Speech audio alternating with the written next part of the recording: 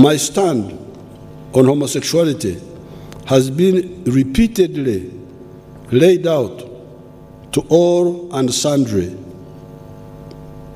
It starts with a few questions. Why does somebody become a homosexual?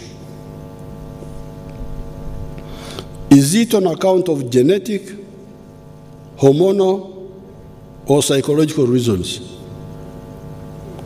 Discussions with our doctors and the other African doctors who had a conference with African members of parliament from 22 countries unequivocally led us to conclude that homosexuality is as a result of psychological disorientation at some point in one's life, not genetic and not hormonal, as some of us initially thought.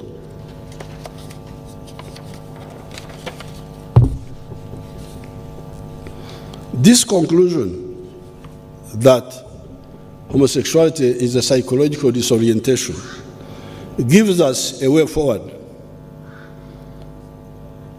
logically, reasonably, without bias, without what? If somebody is a victim of psychological disorientation, do you criminalize him or her on account of that? Is it logical or fair to do so? The answer is no. Instead, such a person needs assistance to, if possible, overcome his psychological disorientation. I am glad the MPs agreed with me and clarified this point in the law.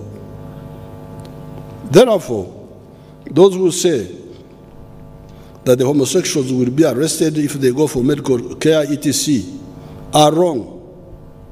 The law now says that a homosexual will not be criminalized for merely being so, if he or she keeps the being to oneself. What then does the law fight? It fights this homosexual when he or she goes from merely being and starts recruiting other people who are not psychologically disoriented like him or her to be like him by misinforming or bribing them. There, he becomes a criminal and, if convicted, goes to prison for a period not exceeding 20 years.